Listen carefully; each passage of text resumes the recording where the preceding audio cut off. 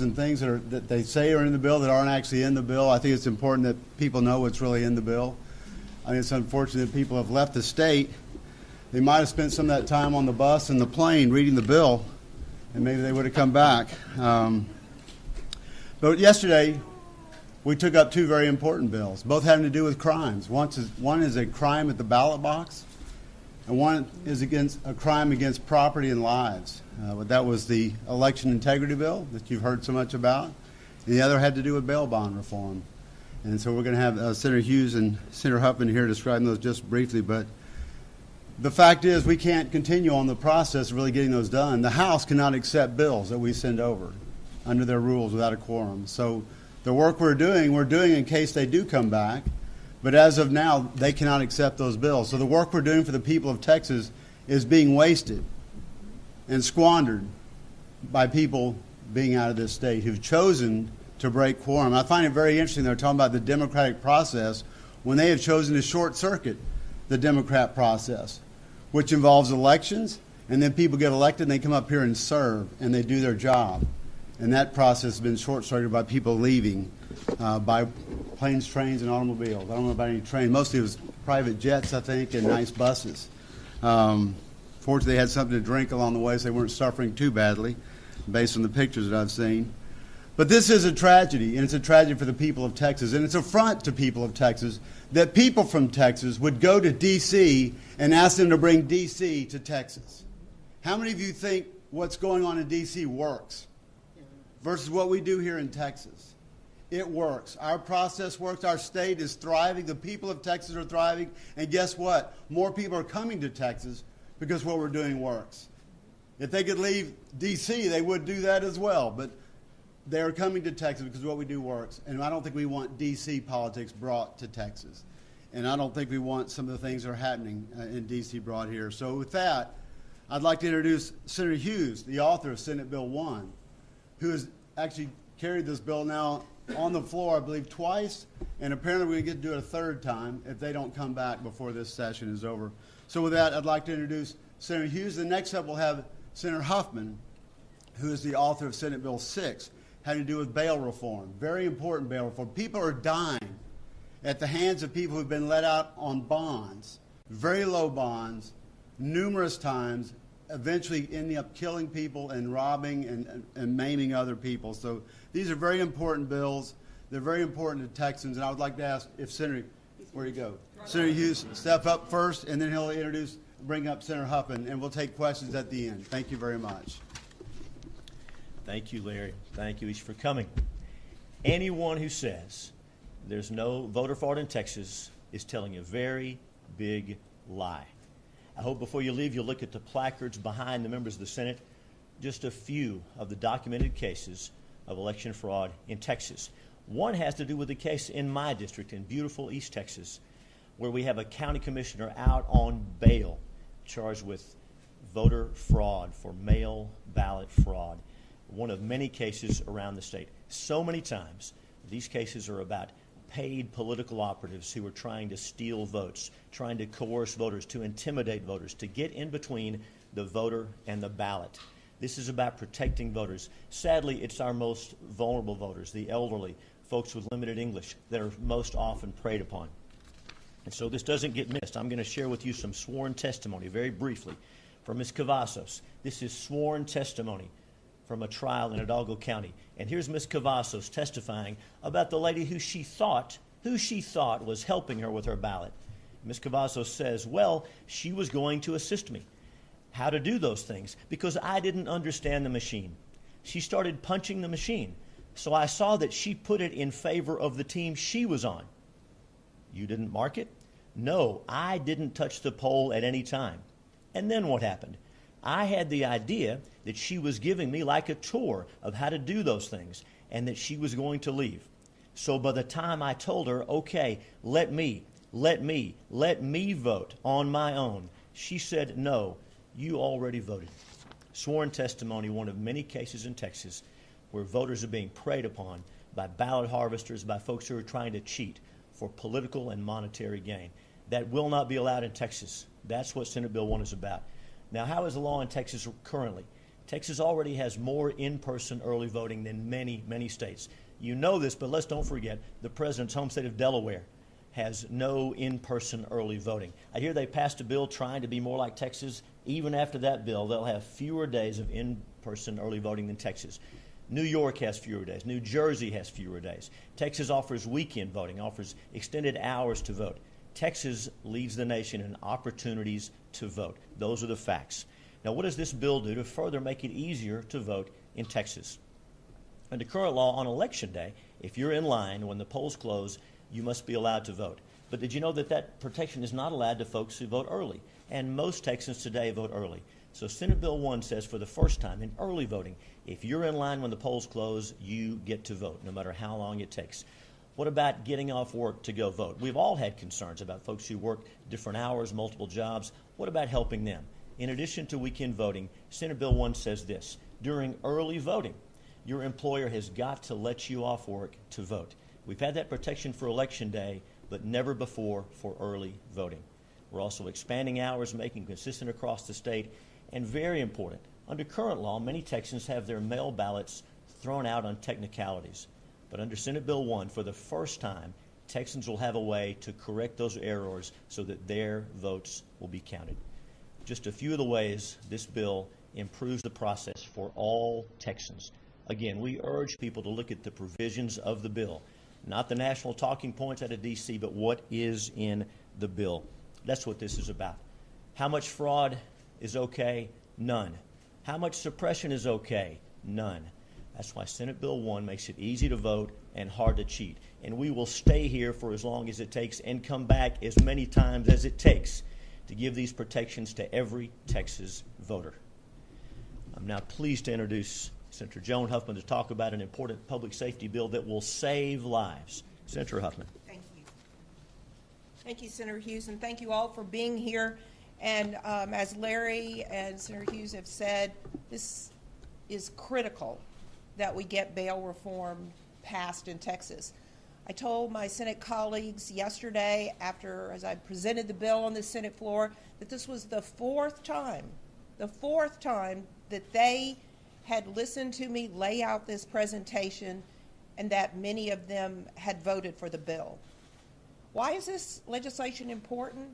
Because throughout the state, we're centered and focused on Harris County because that's where the crisis is being exhibited now, but it will spread throughout the state, that individuals who are committing very violent crimes are getting out on multiple either PR bonds or very low bonds.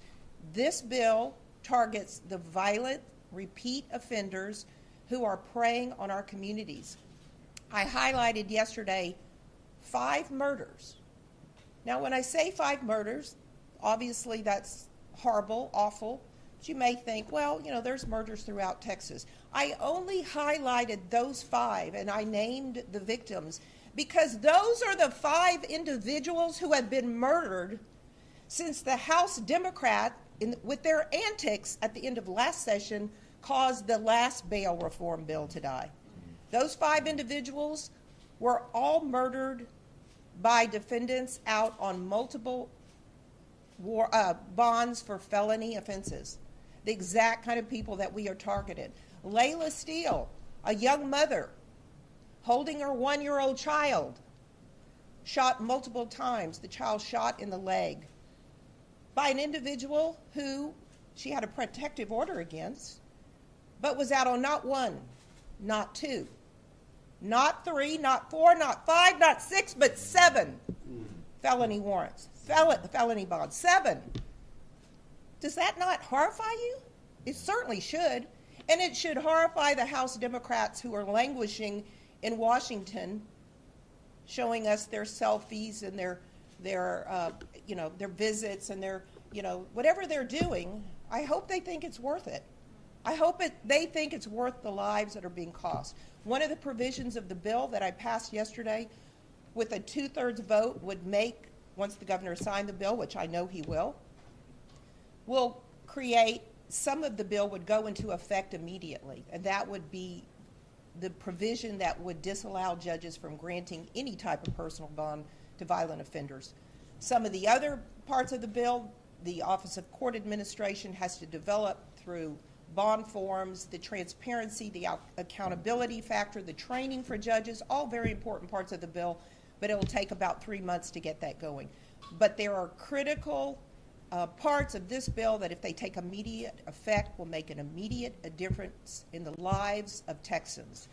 And certainly that should be important to every legislator who has sworn to defend the Constitution and sworn to protect their constituents. So we are angry. I am, and I think I can speak for a lot of senators here. We are angry because we have come here to work. We have an important job to do. We may not all agree, but I will say that in the Senate, it was a 22-0 vote on these two bail bills, both the constitutional amendment and the bail bill. And so I want to commend the Senate Democrats who stayed and gave us their vote yesterday to pass something that they also understand is important for the safety of their constituents. So with that, I'll end and happy to answer any questions. And we all thank you for being here today. Thank you. What is your response to Democrats who say this election reform bill is only needed based on the big lie?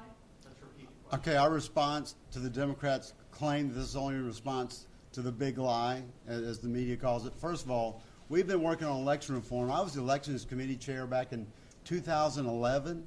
We've done election reform. We've been working on we've had bills filed in the last 2 and 3 sessions working on election reform. This is not a new thing. As new ways of pop up of ways to contravene our election laws, we have to address those. And if we're made aware of these things, we want to address those. We don't want any cheating in Texas. We hear about people worried about the integrity of the ballot box. We want to make sure that people know that they're secure. But we are not for hindering anyone's rightful ability to vote. We've gone above and beyond. We're raising the number of hours. We're doing all these things to make sure that people have all these things. Well, I'll tell you this. We did voter ID. All the claims, oh, this is going to hurt the voter turnout. This is going to... Nothing but the opposite has happened. Those numbers have gone up significantly. Our voter turnout is up. Our total votes are up. And yes, it's more than our population has grown. So those things weren't correct then, and they're not correct now. This is all about voting integrity.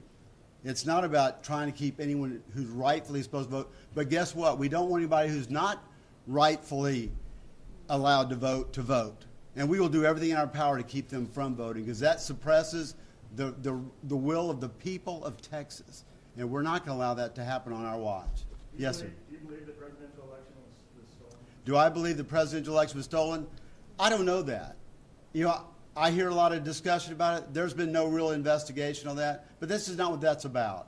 You can ask those questions all day long, but that really is not about what we're doing here today. This is about election integrity. And once again, this started way before the 2020 election. This has been going on. It's an ongoing process. Nothing new here other than we keep finding out new ways and finding out more of these things that are happening. Look around you on these boards we pull out of here. There are numerous cases of this going on, and that's just the ones that have been caught. You don't think we catch every one? These are just the ones that have been caught. We know it's going on.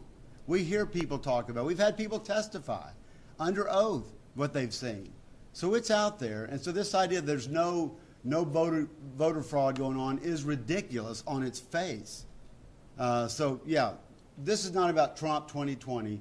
This is about what's right for Texas. I spoke with Senator Nathan Johnson, who's in Washington, as you know, about what he doesn't like about, what does he find objectionable about the legislation, SB 1. He told me he doesn't like the fact that they're what he calls criminalization of poll workers, volunteers, if they make a mistake, and that he asked, why can't there be voter registration online to make it easier for people to register to vote? So real quick, Senator Johnson is pointing out some things he doesn't like in the bill. And those were not being able to register online, criminalizing poll watchers. Well, criminalizing employees. Yep, and criminalizing judges or volunteers. election workers then. Yes. Is that the two questions? Yes. I'll let Senator Hughes answer those. Mr. Chairman, we like Senator Johnson, smart guy, nice guy. He should look carefully at what is in the bill. The only new offense in this bill along those lines is for failing to admit a poll watcher. The law already says poll watchers have access. They can observe any activity going on except the casting of the ballot. It's already a Class A misdemeanor to inhibit their work in the polling place. What's added by Senate Bill 1 is saying if a poll watcher has been qualified and has their paperwork, you must admit them into the polling place. That's not too much to ask to follow the law. As far as online registration, Texas now has online voter registration for the first time as of just this year. That's something new. We are always looking for ways to make it easy to vote and hard to cheat. That was the last question. Thank you all so much. All right. Thank you all very much. Appreciate it. Short answer is he should be here. Yeah, leave the posters.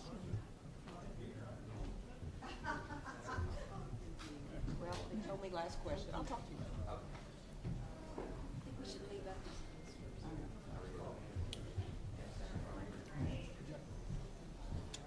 Good job.